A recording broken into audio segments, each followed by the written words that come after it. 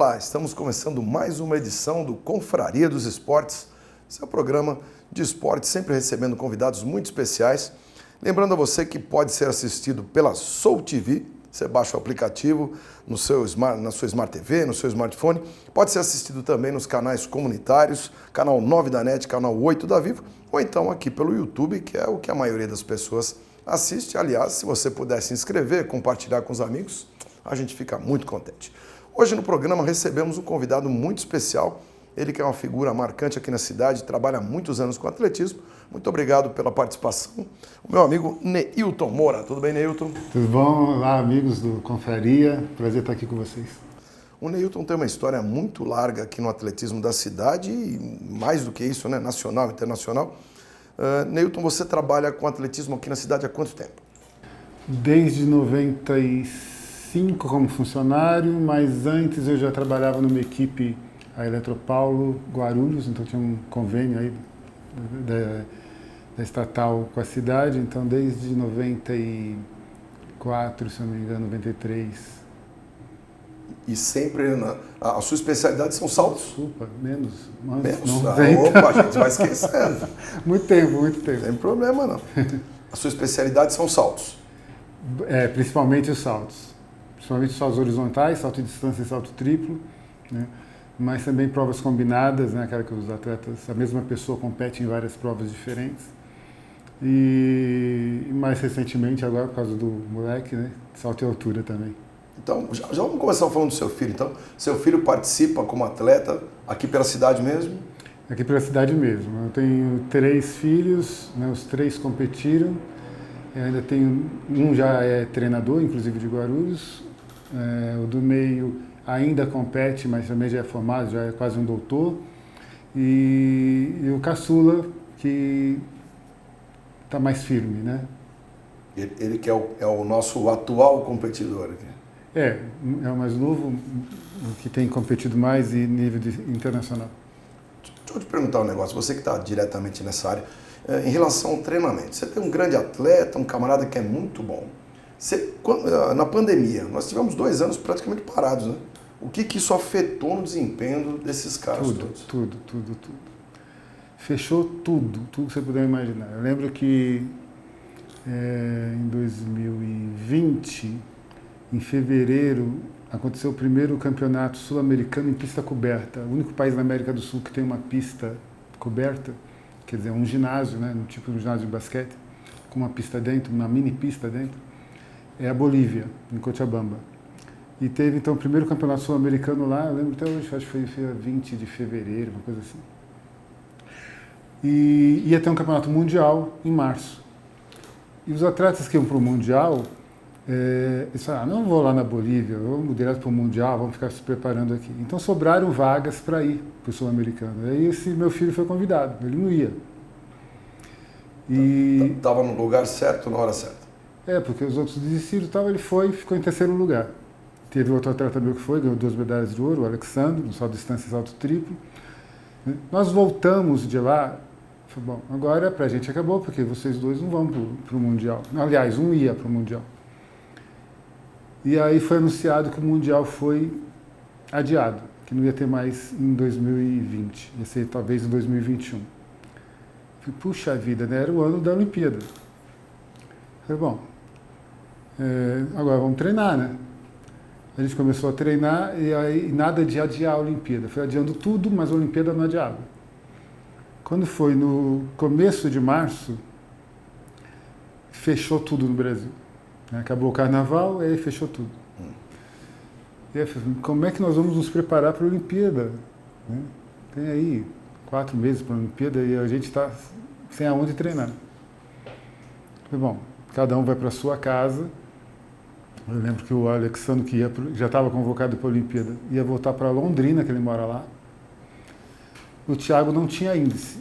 Então, os outros todos iam treinar dentro de casa. E eu ia organizar o treino e mandar para eles. Eu não moro também com o Thiago. Então, cada um ia para a sua casa e a gente ia se falar por WhatsApp. E aí, depois de algumas semanas só que a Olimpíada foi adiada, mas até aí a gente estava treinando para tentar ir para a Olimpíada, né? O Thiago, ele mora num prédio antigo de 2 andares, e em cima tem uma laje. Ele treinava dessa laje. E o Thiago, ele é super, super focado. Ele botou na cabeça dele que ele ia para a Olimpíada. Ele nem índice tinha e as condições eram as piores possíveis. Ele tinha uma laje de cimento. Eu não tenho índice ainda, né? Vamos lá. E a prova dele é salto e altura, quer dizer, não tinha onde saltar, não tinha nem onde cair, né? Então não tinha colchão, não tinha poste, não tinha nada. Então ele ficava... tinha uma construção para sustentar a caixa d'água, né, desse apartamento. Então ele ficava, faz de conta que ali o sarrafo que eu tenho que passar por cima, na caixa d'água. Então ele ficava olhando para aquilo e fazia isso como se fosse de verdade, né? Mas só imitação. E alguns exercícios, né, mas na laje só. E ele tinha... Aí em seguida a Olimpíada foi adiada. Eu falei, ufa, foi adiada. Para a gente vai ser muito bom, porque atletas como o Thiago, por exemplo, vão ter mais um ano para conseguir ir para a Olimpíada, para estar melhor. Se fosse nessa, provavelmente ele não iria. Mas em 2021 pode ser que ele vá, como foi. Ele foi ano passado para a Olimpíada. E o treinamento continuou, né? Eu lembro que eu falei assim para os meninos, olha, vocês voltam para casa, 1 semana de férias, é o tempo disso acabar. Opa! Também tive essa ilusão. A gente volta a treinar. E aí passou 1 semana de férias, eu disse, bom, vamos começar treinando aí mesmo em casa. Passou a primeira semana, passou a segunda, e aí foram 20 semanas treinando dentro de casa, todos os meus atletas, dentro de casa, né? E aí o atleta ele precisa, assim, com mais vontade você queira, né? Eu tenho, sei lá. Imagina a casa de cada um, né? Ele tinha uma laje de, sei lá, 50 metros quadrados. Tem gente que tinha esse espaço de 5 metros quadrados para treinar. E tem gente que treinar sozinho, observando que eu do seu lado, do outro lado, mandando fazer alguma coisa, vai e não vai, né? Tem que ter foco demais, né? Ele tem, né? Então ele fazia cada vírgula do treino, tudinho, fez o treino todo. Agora, não é o piso adequado, né? Ele é cimento, concreto. Então você está treinando no concreto, um troço duro. Exercício de salto. Ele tinha um erro na execução técnica, que era, o objetivo é saltar o mais alto possível, mas sempre que ele saltava, ele se jogava para frente. Como ele era cercado de parede por todos os lados, ele não podia ir para frente. O resultado era perigoso. Então, ele sempre ia para cima. Quando terminou essas 20 semanas, que abriram, eu lembro que abriu primeiro, em julho, os parques em São Paulo. Nós pudemos entrar no Parque do Ibirapuera para treinar na grama. E 1 mês depois é que aqui em Guarulhos o prefeito permitiu que a gente entrasse na pista. Então 20 semanas, mais 4 de parque, e aí só depois então de 24 a gente entrou na pista. Quando a gente entrou na pista, nós treinamos mais 3 ou 4 semanas, e a federação resolveu fazer uma competição, porque não tinha tido muitas competições antes da pandemia. Fevereiro não tem quase. E tem aquele programa de Bolsa Atleta, né, do governo federal. Então os atletas precisavam competir para poder se candidatar. Assim a gente pensava, a gente imaginava, os atletas também imaginavam, que precisava ter alguma competição para os atletas fazerem algum resultado para poder se candidatar à Bolsa, né? Bolsa Atleta Federal. E aí fizeram uma competição em setembro, na primeira vez que ele entrou na pista, ele fez a melhor marca da vida dele. Ele saltou 2,27. Ele tinha 2,22. Saltou 2,27. O índice para a Olimpíada era 2,33. Imagina que ele com 2,22 queria ir para a Olimpíada 4 meses depois, né? E daí ele saltou 2,27. E nesse ano, isso foi em setembro, em dezembro, na primeira semana de dezembro, teve o campeonato nacional já. Ele repetiu esses 2,27, quer dizer, ficou naquilo. E ganhou o campeonato nacional. E aí, bom, agora nós vamos para os Jogos Olímpicos, porque mesmo se você não fizer os 2,33, a outra possibilidade, outra forma de ir é através de pontuação igual tênis, né? Então, conforme você vai competindo, ganhando, você vai ganhando pontos. E aí eram 32 atletas, dos 32, só 8 conseguiram fazer os tais 2,33. Todos os outros foram por pontos, inclusive ele. Né? Então a gente brinca que treinar na laje foi bom porque ele corrigiu um erro que ele tinha e até melhorou a marca, mas por outro lado ele desenvolveu uma tendinite no tendão calcâneo, né? No tendão de Aquiles, que acompanhou ele por uns 6 meses, foi brabo. Legal. O Neilton Moura está contando para a gente, então, algumas histórias, curiosidades, só quem está lá, né? Só quem vive que pode dizer. Confraria dos Esportes vai fazer uma pequena pausa, a gente volta já já.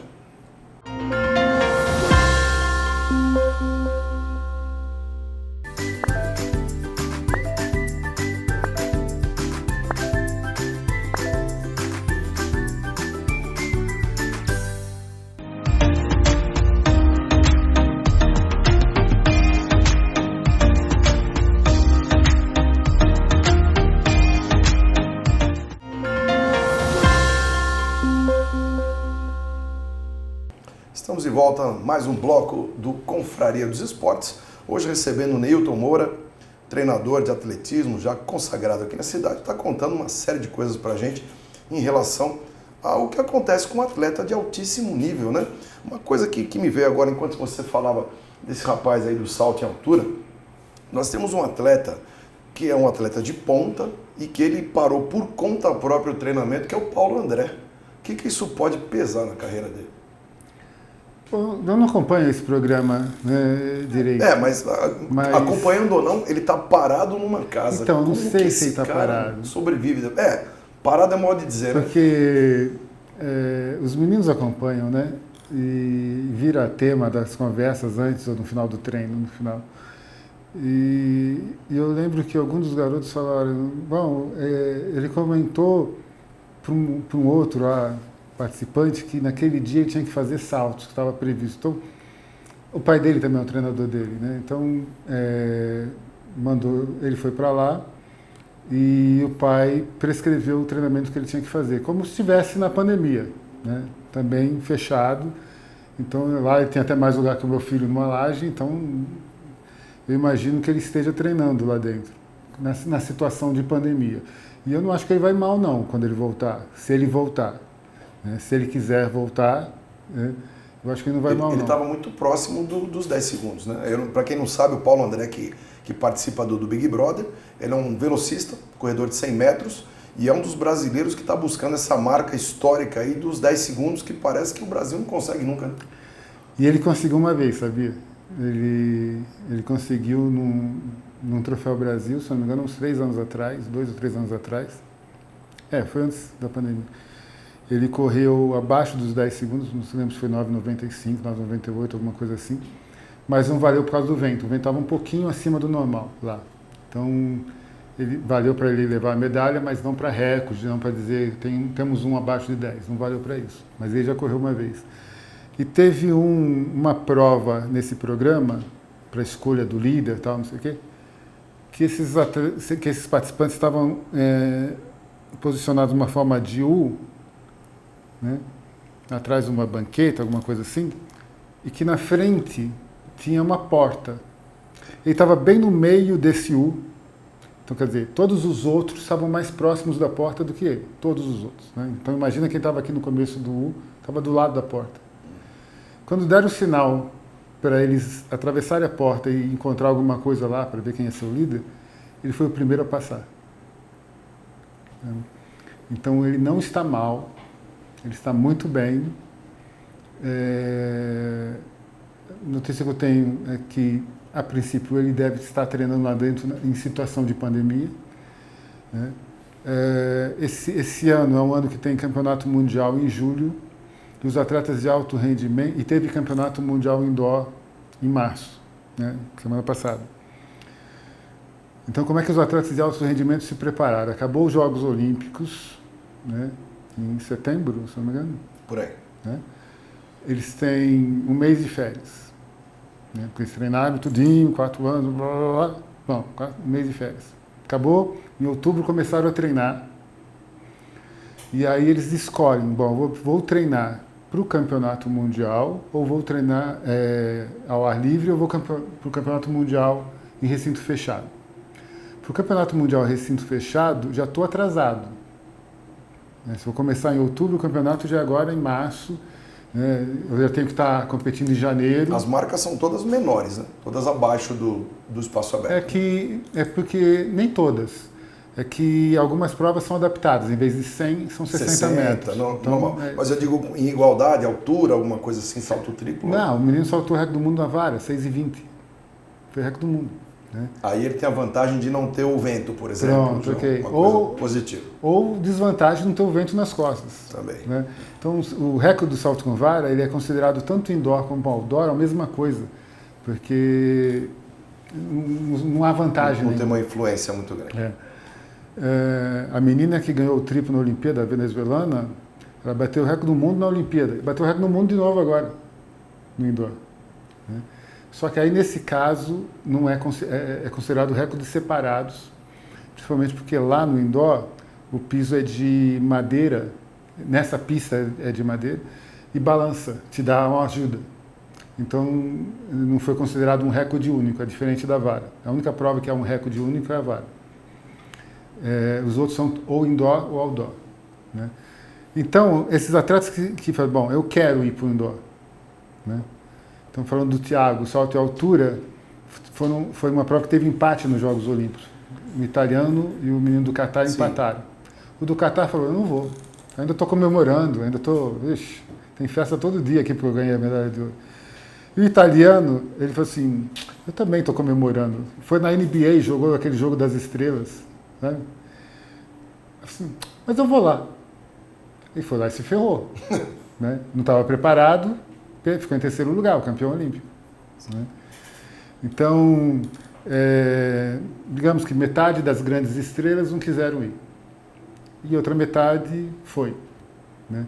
Então, digamos que o Paulo André disse, eu não vou. Né?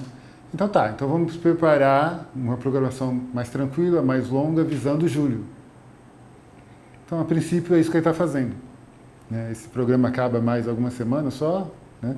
E ele volta a se preparar para julho, se ele quiser ser atleta. Né? Porque a outra possibilidade é, bom, agora eu vou viver disso, de televisão. Né? Então, não sei. A gente não tem ideia do que ele quer fazer da vida dele depois. Legal. Então, estamos sabendo um pouquinho mais do ambiente, né, dos bastidores do atletismo brasileiro e, se bobear, muita coisa do Mundial. Acho que ele tem alguma coisa para contar para a gente. Confraria dos Esportes faz uma pausa, a gente volta já já.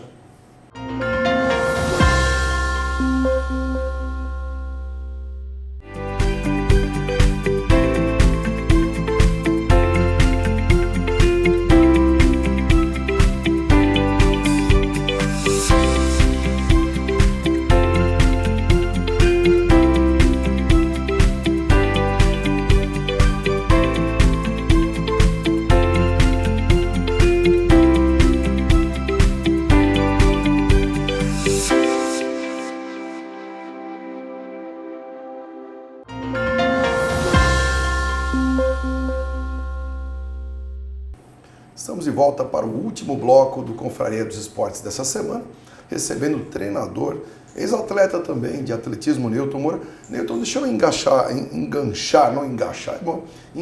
um detalhe familiar, que você estava falando do seu filho. Você tem um irmão também que é um treinador de nível internacional, o Nélio, né?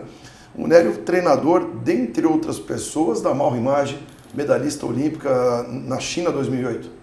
Isso, 2008 o Nélio foi treinador da Malrin, tinha outros atletas dele lá competindo também. E o que pouca gente sabe é que ele ganhou a medalha de ouro com a Malrin para o Brasil e ganhou uma medalha de ouro na mesma prova no masculino, né, o salto de distância masculino, com o Irving, atleta do Panamá. Então a medalha de ouro, a única medalha de ouro que o Panamá já ganhou na história dos Jogos Olímpicos, foi o meu irmão que ganhou para eles. Essa parte de detecção de atleta é uma coisa que o Brasil investe ou é muito complicado a gente falar, esse menino aqui leva jeito para isso? Aqui no Brasil todo mundo acha que leva jeito para o futebol, né? Depois de um tempo entrou o vôlei, o atletismo, que papel que ele tem, que posição que ele estaria nisso? Olha,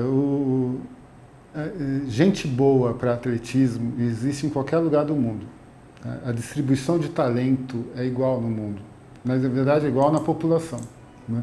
Como a nossa população é muito grande, a probabilidade de a gente ter muitos talentos é muito maior, né? Então, por exemplo, outro dia eu estava conversando com um turista que estava aqui da Estônia, que tinha praticado atletismo lá. Eu falei, a nossa população é 1 milhão de habitantes. Puxa, 1 milhão de habitantes só? Guarulhos tem 1,5 milhão, né? Então nós somos maiores que vocês. Pois é. Quantos decatletas acima de 8 mil pontos o Brasil tem? 1. Nós temos 6 agora. Caramba, uma população de 1 milhão de habitantes, menor que Guarulhos, tem 6 atletas acima de 8 mil pontos, quer dizer, um dos melhores assim, no mundo. Nós temos um com quase 200 milhões de habitantes. Então, eu brinco que se nós pegarmos todos os atletas do atletismo, isso é uma amostra da população, né? A nossa amostra não contém os melhores atletas do país. Quer dizer, o nosso melhor atleta não pratica atletismo. Ele vai para uma outra modalidade. Ou não faz nada. Ou não faz nada. Ele não sabe que ele é um monstro no atletismo, né? Porque é pouca gente que pratica. Isso seria detectável no ambiente escolar, logo na base. No ambiente escolar. Eu trabalho em escola com crianças a partir de 5, 6 anos e você vê um garoto, faz esse menino é muito rápido, diferente. Salto, você pega fácil isso aí, né? Eu dou aula na universidade. Uma vez eu levo os alunos em escolas eu ensino para eles o atletismo na universidade, a parte teórica, a parte científica do atletismo, enfim. Então, bom, agora nós vamos numa escola para vocês aplicarem um pouquinho o que vocês aprenderam aqui, né? E eu levei eles para uma escola em Arujá uma vez, para uma brincadeira, um jogo de atletismo, levar um jogo para as crianças se divertirem. E era um circuito, então a criança brincava numa estação, depois ia para outra, assim vai. Uma das estações era uma corrida, né? Tinha a estação de arremesso, uma estação de salto, e está todo mundo participando. De repente, todo mundo parou. Eu falei, aconteceu alguma coisa? O que está acontecendo? Todo mundo parou. Todas as crianças pararam. Imagina, eram 4 turmas, era uma visita que ele estava indo lá. A diretora parou a escola para fazer essa brincadeira. Então a gente estava brincando com 4 salas de 40 alunos, a gente estava com mais de 100 alunos numa quadra. E de repente todo mundo ficou parado. E aí eu percebi, era uma criança, era uma menina de 10 anos, atravessando a quadra numa velocidade que ninguém conseguia acompanhar, nenhum outro menino. As próprias crianças pararam para ver o menino. Eu falei, pelo amor de Deus, minha filha. Eu falei com a professora, com a merendeira, que era uma aluna da faculdade, por isso que a gente foi para lá, pensou, vamos na minha escola, coisa e tal, fazer esse trabalho. Assim, pelo amor de Deus, vocês precisam seguir essa criança, porque não tinha uma equipe de atletismo em Arujá. Não tinha nada para se desenvolver. Eu quero praticar onde eu vou, não tem. 10 anos, não dá para vir sozinha de uma cidade para outro município, né? Não tem nenhum programa, não tinha nada.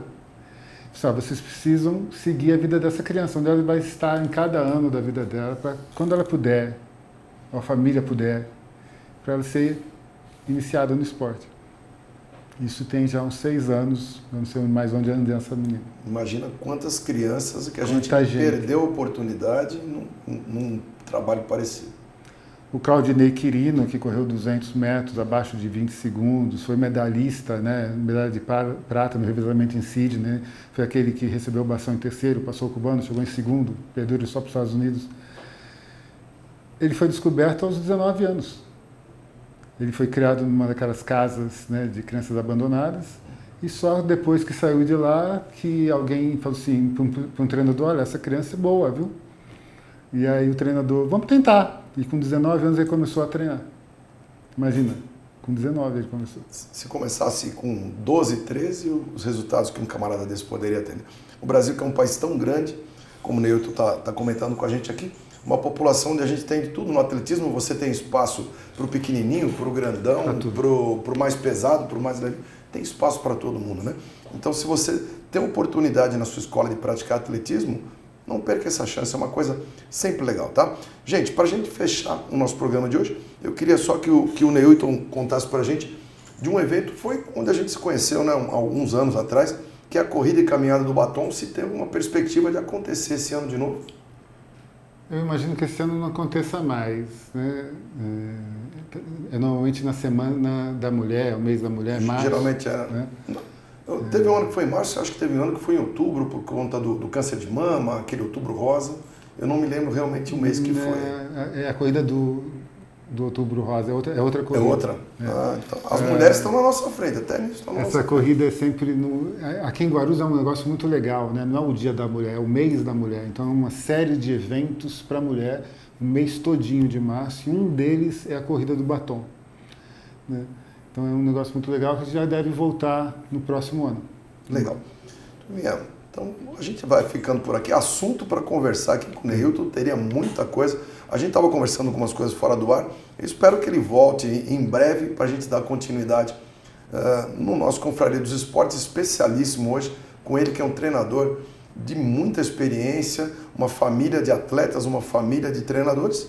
Obrigado, Neilton, pela sua presença e que a gente possa conversar em outras oportunidades. Valeu, obrigado obrigado a vocês também e agradeço a vocês e convido todo mundo de todas as idades a dar uma passadinha lá no estádio da Ponte Grande e quem quiser ficar para treinar está convidado já. Legal. Confraria dos Esportes fica por aqui. Tivemos os trabalhos técnicos de André Calió, produção da Simone Araújo. Obrigado e até a próxima.